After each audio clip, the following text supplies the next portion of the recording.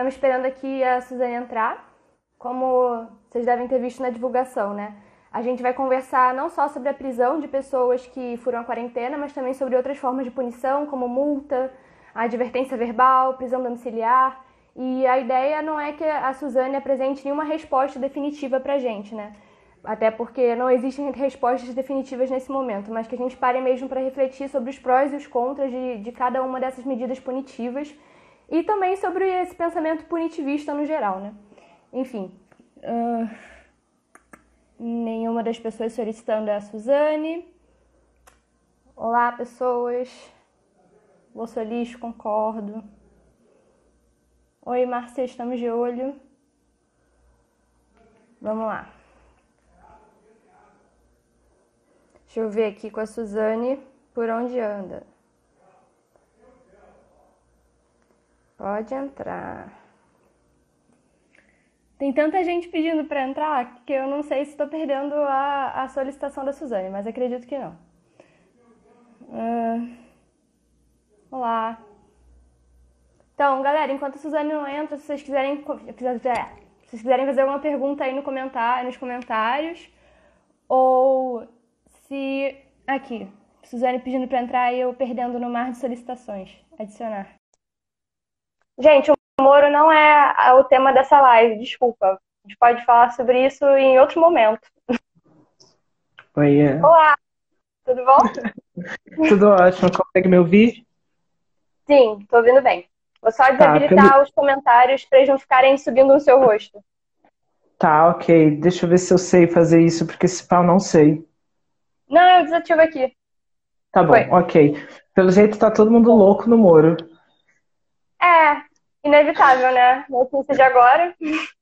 Não, legal, Bom, ótimo.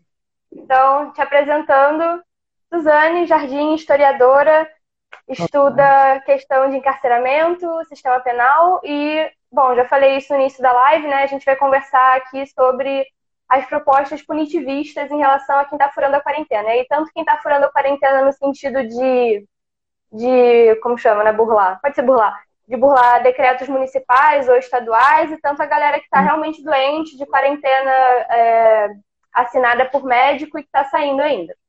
E aí, bom, a ideia de fazer essa live surgiu quando rolou aquele caso em Araraquara, no interior de São Paulo, da moça que burlou o decreto municipal de que não podia ir para o parque, estava proibido, ela foi lá, sentou no parque, linda e bela, veio um policial, pediu encarecidamente que ela se retirasse, ela meteu o louco, começou a falar que o coronavírus era uma invenção comunista, etc e tal, e acabou sendo detida.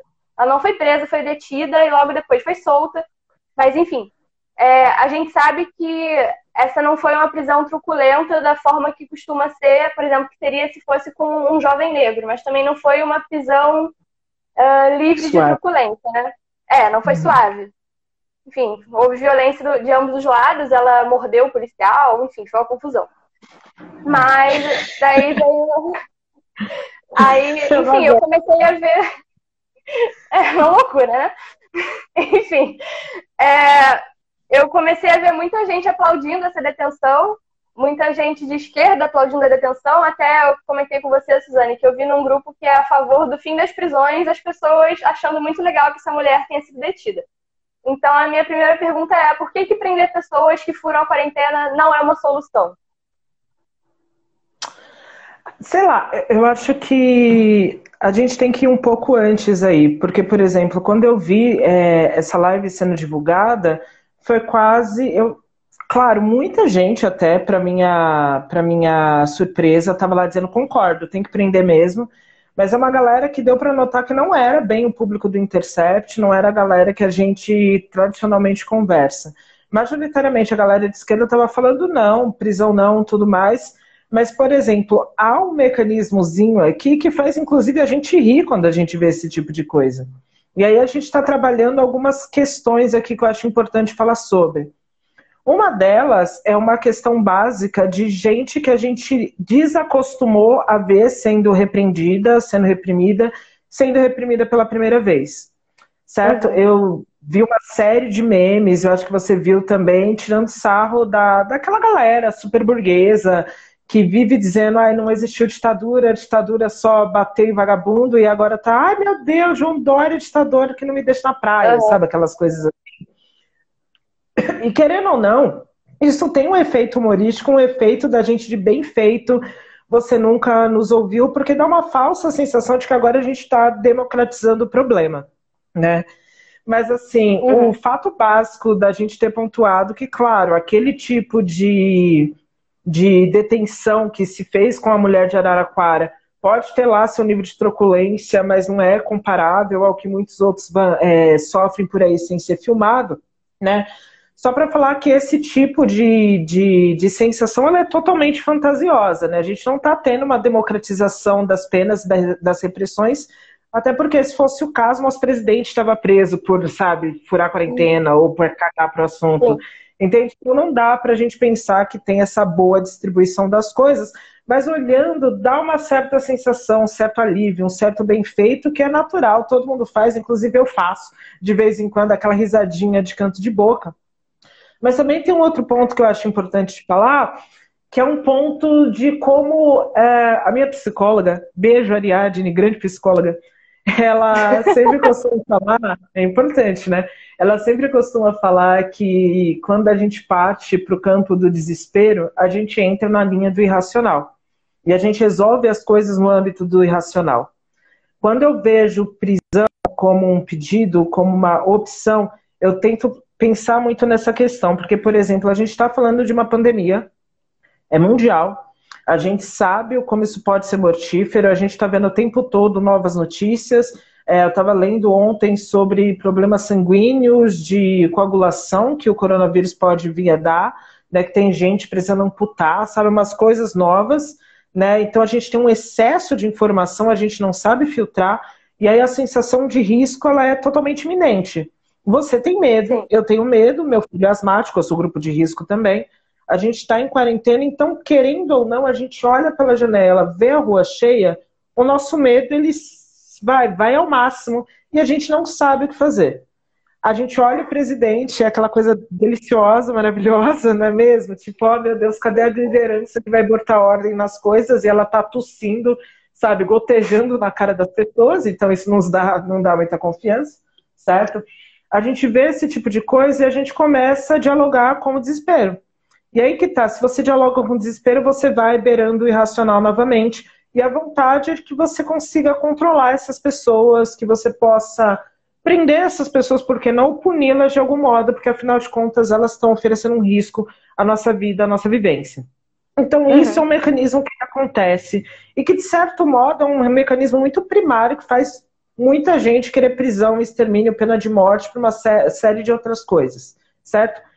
A questão básica do básico é que é o seguinte, esse tipo de sanção, uma sanção punitiva total, uma prisão dessas pessoas, obviamente não resolve, pelo básico de que as pessoas que já estão presas à configuração básica, né, o que o Conselho Nacional de Justiça, os departamentos de saúde estão aconselhando é que se tirem elas de lá.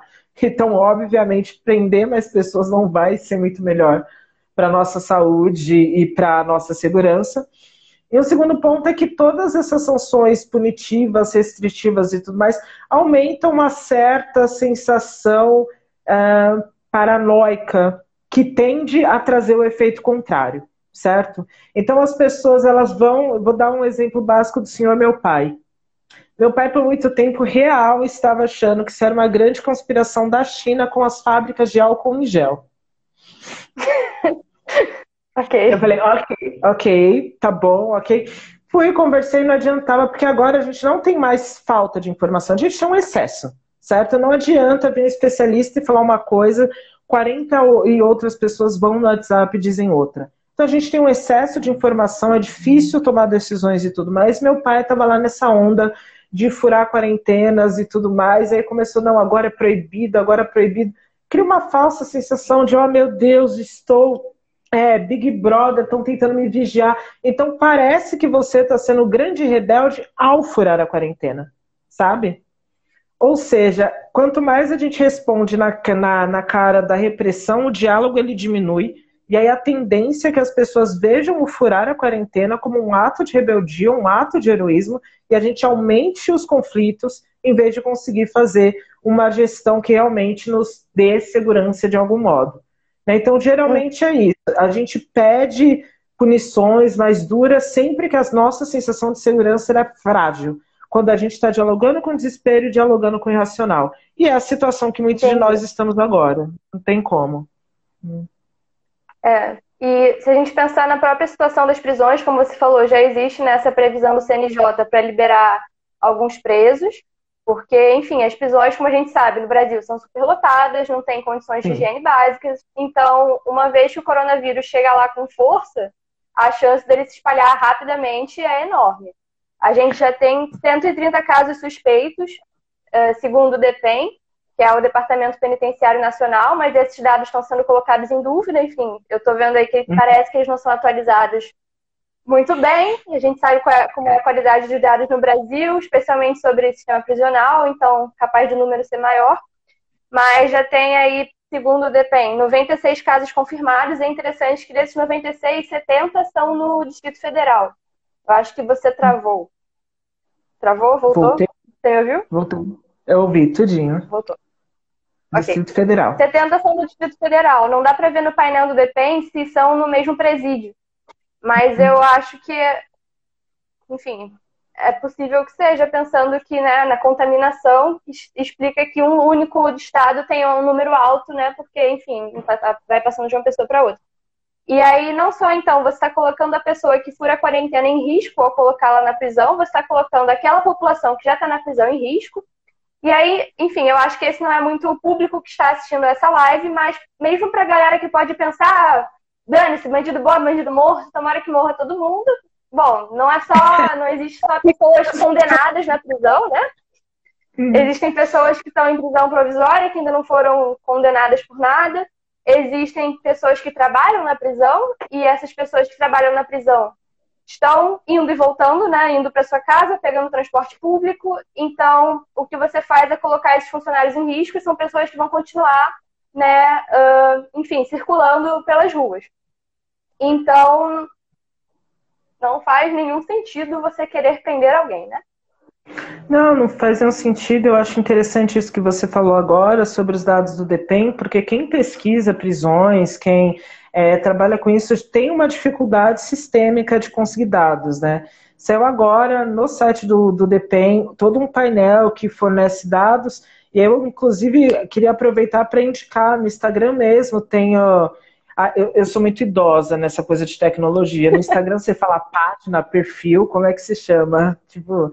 É uma página do Instagram? Tá. Tem um perfil do Instagram que chama Infovírus, né? É o Infovírus Prisões, e esse Infovírus, eles estão exatamente batendo os dados que que o DEPEN apresenta com os dados da Secretaria de Saúde, e eles batem também as falas do ministro, ex-ministro, já não sei mais, estou toda doida, quanto a essa questão carcerária. Então tem coisas muito interessantes, como, por exemplo, a Secretaria de Saúde do Distrito Federal anunciou que eram mais de 90 casos só em um presídio, na Papuda, lá no Distrito Federal. E aí você olha os dados que o DEPEN está divulgando e eles simplesmente não batem. E assim, fora que essa metodologia do portal do DEPEN, ela também é bem difícil, porque afinal de contas ela não contabiliza os funcionários, né, das unidades prisionais. Então você não sabe exatamente o número, porque o maior risco, pensando em populações, porque a lógica de todo mundo eles vão estar lá, superlotados ou não, ali juntos, e eles que morram, tanto faz, mas uma prisão, ela circula uma série de pessoas, né, uma série de tudo. Deu uma travadinha, vou ver... Carregando. Oi. Carregando. Foi. Ainda não. Foi, agora foi. Foi.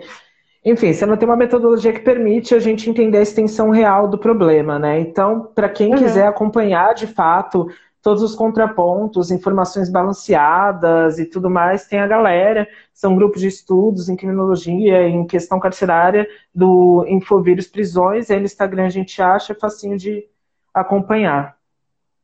Tá, beleza. A gente conversou sobre isso, saiu recentemente uma pesquisa do Datafolha, né, mostrando que 79% dos brasileiros apoiam alguma medida punitiva contra quem fura a quarentena. mas surpreendentemente só 3% apoiam a prisão, o que é uma notícia boa. E, enfim, mostra um pouco também, né, como às vezes a gente fica muito focado nas nossas bolhas, ou no caso, não é nem a nossa bolha, né, mas a bolha da internet faz parecer Sim. que tem muito mais gente apoiando isso, mas não é o caso. Mas, enfim, a medida mais apoiada pela população é a advertência verbal. Eu pergunto para você, você acha que uma advertência verbal tem qualquer eficácia? Aí eu vou te perguntar uma questão filosófica básica. O que que tem eficácia, Bruna? Sabe? Aí que tá. Isso que é o foda, entende? Quando a gente trata essas Uhum. questões. Às vezes, uma advertência verbal, pra mim, eu vou me cagar toda, dependendo da advertência. Pode ser a mais educada, entende? Então, você depende de uma série de coisas. É muito difícil você criar regras, criar medidas para esse tipo de questão. Eu não posso chegar aqui e falar, a advertência verbal não vai funcionar porque palavras não resolvem nada, e, sabe aquela coisa? Mas, do mesmo modo, eu posso falar a mesma coisa para você sobre multa, se eu quiser. Eu posso dizer, multa não resolve nada para quem tem grana, porque tanto faz. Se eu quiser furar a quarentena para fazer um churrasco, porque o máximo que eu vou receber é uma multa de R$ 1.000, você ganha uma grana do cacete, dane-se R$ 1.000. O que é R$ 1.000 para mim? Entende? Então, essa Uhum. questão de qual medida tem eficácia é uma grande dificuldade de você falar sobre isso, porque a gente está falando de populações, a gente está falando de múltiplos. Inclusive, uma das maiores críticas à prisão, né? A gente prende um monte de gente por motivos totalmente diferentes para alcançar os mesmos fins. Entende? Tipo, a galera do estelionato, a galera do furto, a galera do crime sexual, todo mundo ali recebe a mesma pena. Resolve, tem eficácia? Entende? Então, assim, é um pouco complicado, né? Fora que, assim, o que se entende por advertência verbal? Eu tô, assim, muito trabalhando na lógica das pessoas boazinhas que estão entendendo que não é para prender, não é para dar tapa nas pessoas, para falar, ô, minha senhora, por favor, volte para casa e tudo mais. Eu duvido que eles tenham Sim. pensado nisso, é foda, né? Mas, enfim, o que você acha sobre? Vamos papear. Não sei, porque eu fiquei pensando no caso da moça de Araraquara. Tudo bem que assim, ela não parecia bater muito bem. Afinal, ela estava lá berrando sobre a grande conspiração chinesa, comunista, etc., para derrubar o Bolsonaro, blá blá blá. Mas ela foi pedida encarecidamente para sair antes de ser detida e não funcionou. Mas eu vou adiantar um assunto aqui, então, né? A gente estava conversando também sobre uma matéria que saiu no Periferia em Movimento. Você me mostrou, né, que era o caso de um menino, um rapaz, que mora numa favela de São Paulo, que saiu para dar um passeio de bike. Aí os policiais viram e, em vez de dar uma advertência verbal ao rapaz, eles resolveram tacar 2 bombas de gás lacrimogêneo, que já seria, né, injustificável. Mas não bastasse, eles fecharam as rotas de saída, então ele não tinha como voltar para casa. Então, essa advertência para ele voltar para casa, na verdade, não era para ele voltar para casa, né? E aí o coronavírus se transformou ali numa justificativa para a violência policial. E, enfim, mudei um pouco de assunto, mas Não, lembrei tá. agora. É, e a gente corre esse risco também, né? O que é uma advertência verbal para uma pessoa, sei lá, da zona sul do Rio? O que é uma advertência verbal para uma pessoa da favela? Ali a advertência foi a bomba de gás.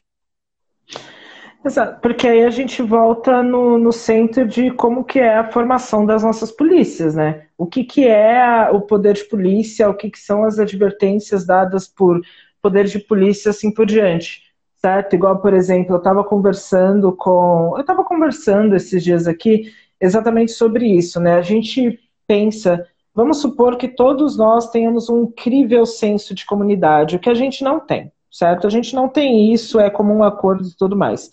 A gente tem um incrível senso de comunidade, onde a gente não trabalha com individualismos, e aí, uma grande pandemia.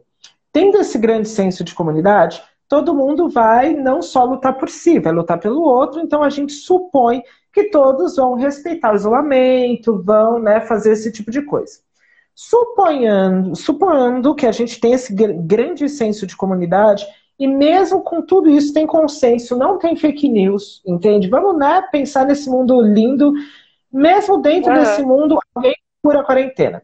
O que você faz? Porque, em tese, todas as medidas de educação e de informação já foram colocadas, certo? É exatamente disso que eu estava falando. Se essa pessoa ela fura a quarentena pelo motivo que ela for, pela justificativa que for, mesmo ela não batendo muito bem, seja lá, a gente volta de novo para pensar o que falhou, o que deu errado. A gente vai para o desespero, vai para o racional, a gente tem que tirar aquela força de lá. A questão é que as nossas polícias e as nossas forças de repressão, de punição e assim por diante, elas já estão alocadas meio dessa lógica. Você diz o que é uma advertência verbal num bairro nobre, o que é uma advertência verbal na periferia, mas o que é a presença policial num bairro nobre e o que é a presença policial numa periferia? Qual é o costume de estar lá presente? Qual é a relação que essas polícias fazem com os moradores, com as pessoas que estão lá?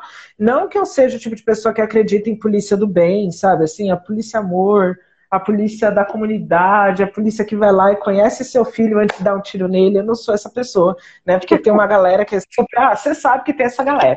Não sou essa galera, certo? Mas então, assim, fora que a gente também já tem um governador, pelo menos aqui em São Paulo, eu tô muito doida com o governador de vocês aí no Rio, inclusive. Eu tô tipo, what the fuck, esse cara, o que tá acontecendo, sabe? Porque o João Dória, ele é aquela pessoa que ele faz um discurso, mas ele tá lá, tá tudo que ele é ali no implícito, sabe?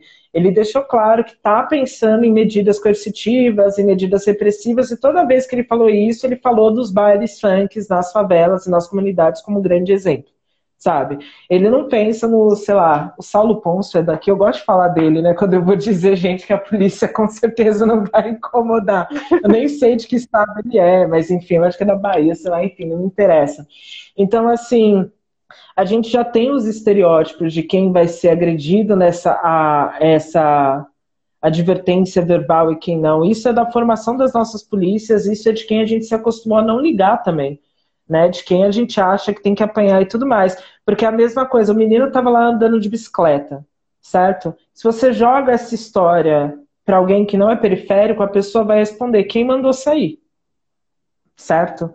Você não entende lógica de comunidade e assim por diante, e você só consegue entender toda a lógica, uma lógica que ela não é construtiva em nada, afinal de contas a polícia foi lá e restringiu a passagem dele, ou seja, a ideia de saúde, a ideia de proteção totalmente sai pela culatra da coisa toda, entendeu? Você só entende quando você trabalha com a coisa ou quando você também está sujeita, né? Então é uma situação bem merda, né? Vamos falar o que é. Sim. Bom, a segunda medida mais apoiada pela população, segundo a Datafolha, são as multas. E aí, quando eu vi isso, porque eu vi também na divulgação da nossa live que muita gente se posicionou, algumas pessoas se posicionaram a favor da prisão, claro, mas muita gente falou, não, que absurdo, prisão não, certa multa, multa, multa, multa. E aí eu lembrei de uma matéria que eu fiz no ano passado para o Intercept, com base em um relatório do Conecta, se eu não me engano, mostrando que, basicamente, o sistema de fianças e de multas só serve para evitar o encarceramento de pessoas ricas e privilegiadas. E aí tinha um dado do estudo mostrando...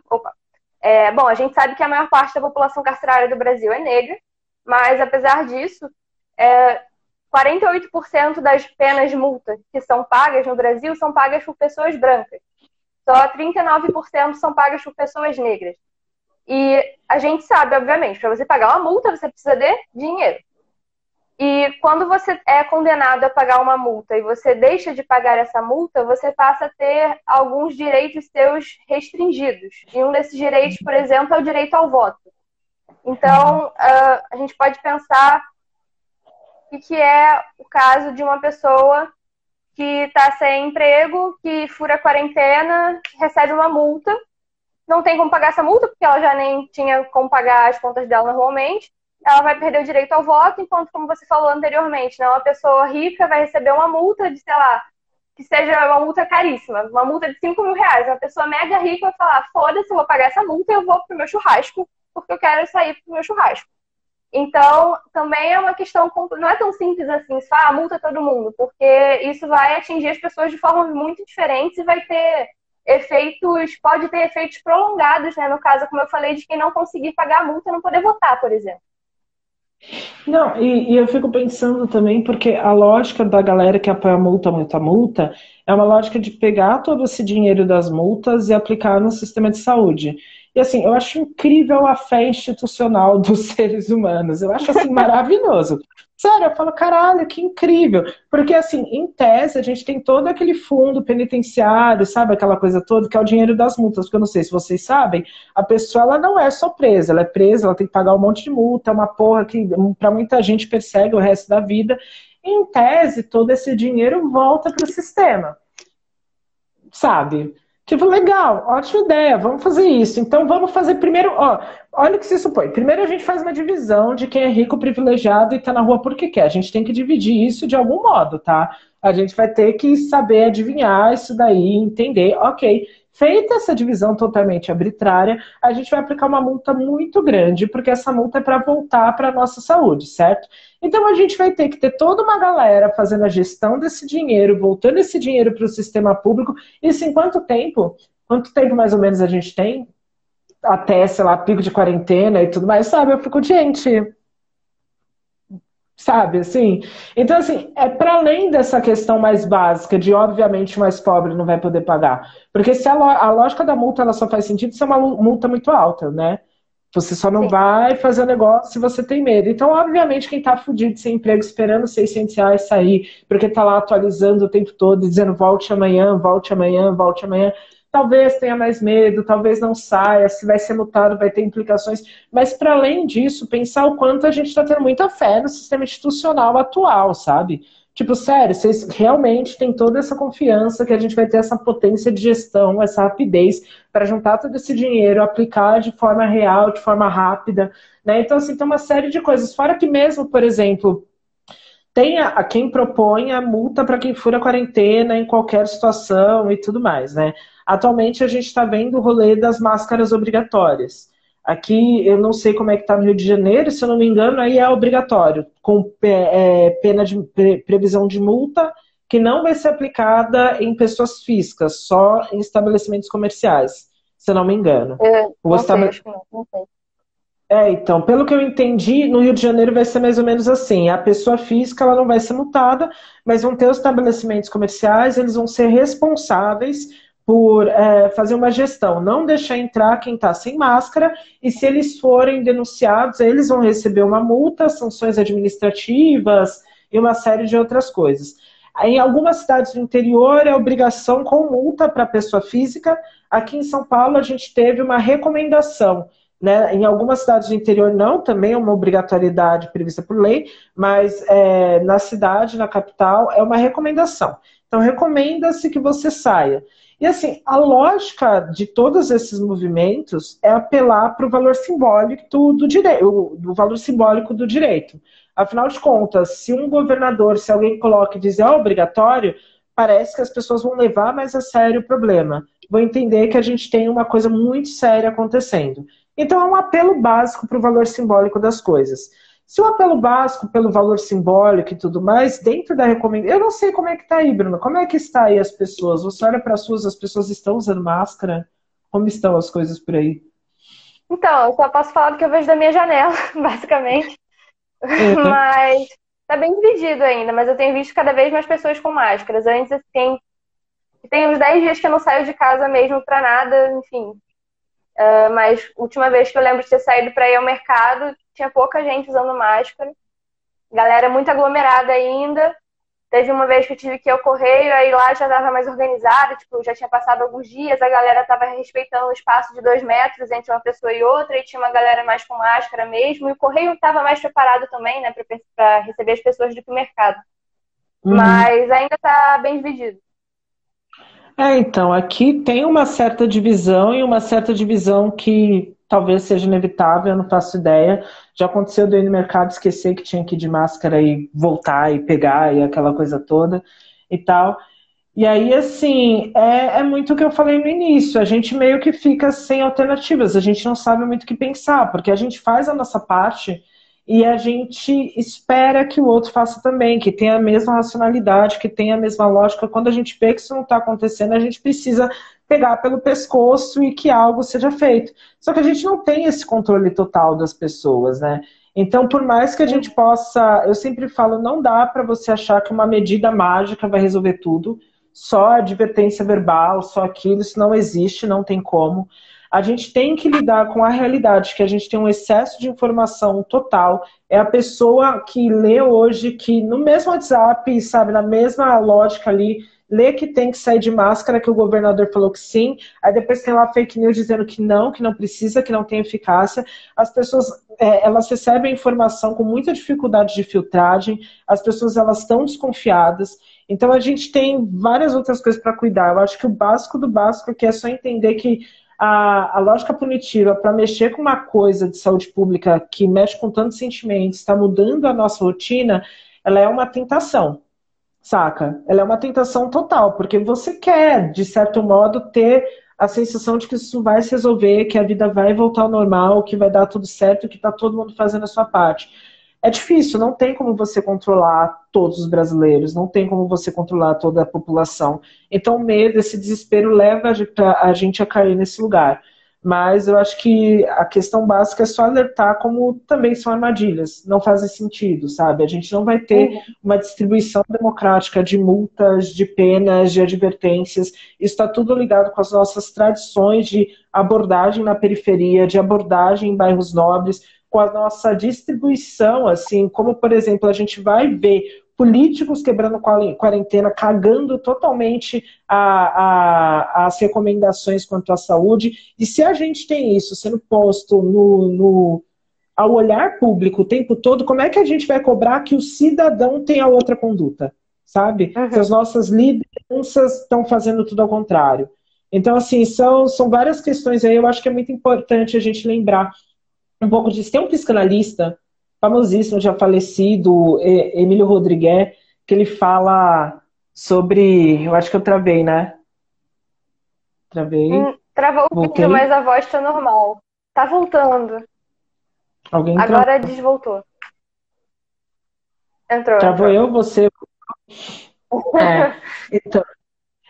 Então, tem esse psicanalista, né, o Emílio Rodrigues, que ele fala sobre o narapoico, né, que é o paranoico ao contrário. A pessoa tem mania de perseguição, ela tem mania de perseguir, saca? Ela fica, ai meu Deus, aquela coisa toda. E aí eu acho que não num viés culpabilizador, né, eu acho que dá para usar isso num viés culpabilizador. A gente não tá querendo culpabilizar a pessoa porque ela olha a mulher de Araraquara e fala, tem que levar uma paulada mesmo, doida, também botando em risco e aquela coisa toda. É um pensamento que vai vir, entende? É um pensamento que vai vir, não tem como. É nossa segurança, é nossa saúde, a gente está pensando nos nossos filhos, eu tô e tudo mais, mas a gente pensar como a gente muitas vezes é levada por uma lógica de controle, sabe? Que você vê que essa lógica vai parando, né? E a gente tem essa mania de querer ditar e assim... Infelizmente, entre todas essas contradições, do modo como se está lidando com a pandemia, no sistema público, na mídia, assim por diante, fica difícil, sabe? Não cabe a gente tentar ser polícia repressora das populações, enfim. Você me mandou mais cedo até a matéria do... Ai, não quero dizer isso. Dos Santa Cecília, que conta a história. Conta você. É uma galera que, tipo, aqui em São Paulo, né, no bairro de Santa Cecília, no bairrinho todo, oh meu Deus, onde taco, ele não, panelaço, aquela coisa toda.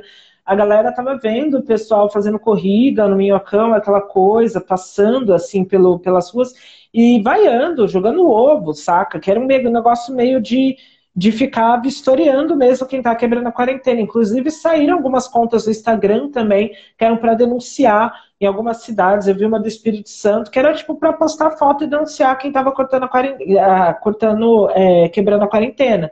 E aí, assim, tem aquela coisa, né, de seja você também um herói. Olha só, você jogou um ovo no cara que estava andando na rua, você salvou o Brasil, sabe? Tipo, enfim, aí necessidades a gente teria que trazer um psicólogo aqui para a gente trabalhar como é que a gente lida com isso, mas como é que esse tipo, né, psicologia social básica, como é que esse tipo de conduta, de você vigiar o outro, traz, de certo modo,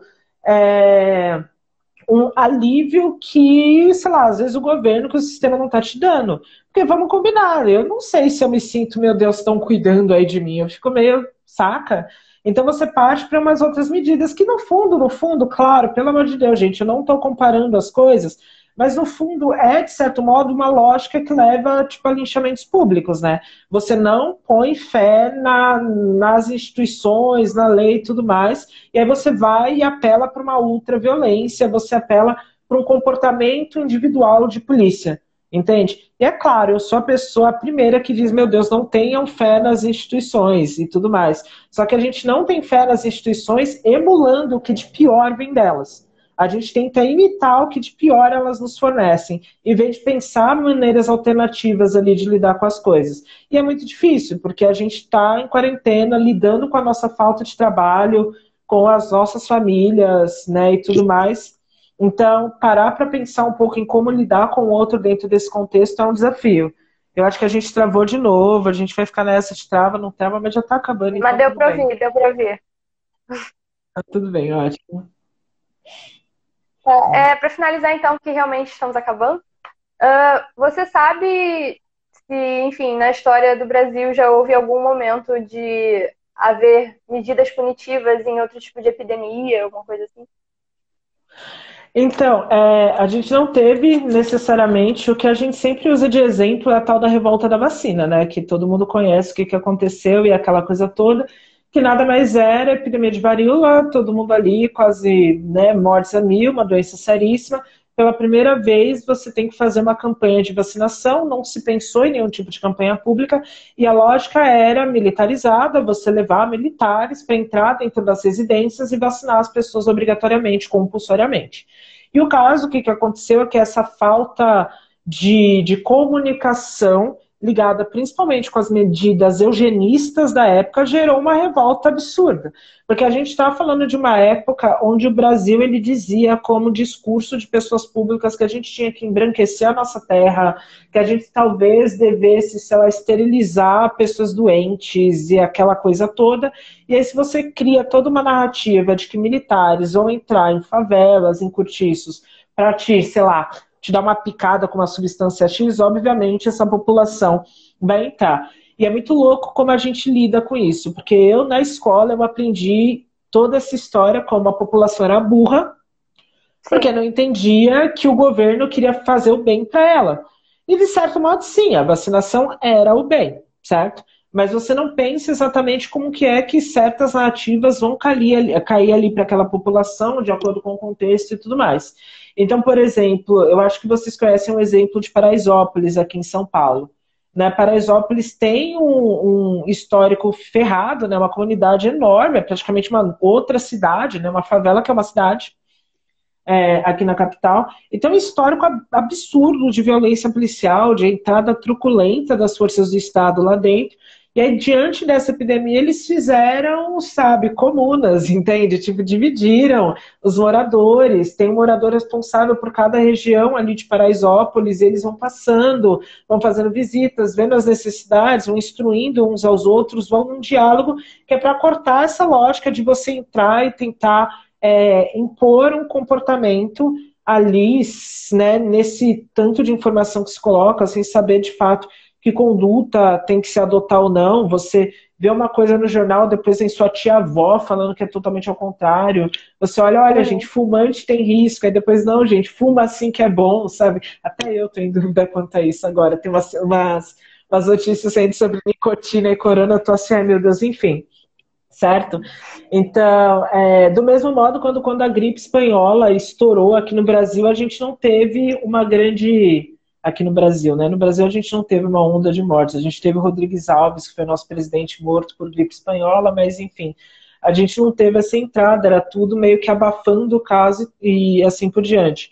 Ou seja, um grande resumo da coisa, medidas coercitivas que acontecem de cima para baixo, sem o diálogo, sem estudar particularidades, elas têm uma tendência a não serem resolvidas e provocar o efeito contrário, sabe? Dessas pessoas se sentirem oprimidas, se sentirem... E aí, com base na realidade ou não. Isso vai acontecer na comunidade que está tendo essas advertências verbais de modo truculento e vai acontecer entre o ricaço que acha que isso é teoria da conspiração, saca? Não tem como. Então, assim, essas medidas verticais, elas só não fazem nenhum sentido. E aí que a gente tem que fazer esforços para além do óbvio, né? Parar de tentar responder as coisas com coisas fáceis, rápidas, mágicas, porque a gente está falando de uma situação extremamente séria. Né? Não tem como uma palavra resolver as coisas. Enfim. Bom, então acho que é isso.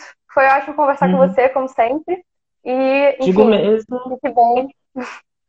Espera aí que eu só vou indicar para o pessoal, para se vocês quiserem saber mais sobre o que está acontecendo com o Covid-19 nas prisões brasileiras, nas periferias, vocês acompanham a hashtag Salve Criadores, que é um monte de coletivos aqui de São Paulo, estão criando conteúdo vindo das periferias e populações negras sobre o Covid-19.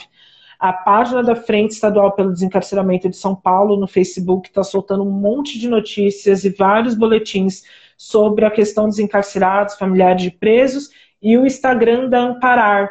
A Amparar é a Associação de Amigos e Familiares de Presos. A partir dessa semana vão começar uma série de formações, de diálogos, campanhas legais, e o Infovírus Prisões, aí para vocês acompanharem tudo que está saindo na mídia, eles batem, né, com os dados, tudo bonitinho, então fiquem por dentro, acompanhem o que está acontecendo. É isso aí. Valeu, Suzane. Nada, Bruto, até mais, viu? Beijo. Tchau.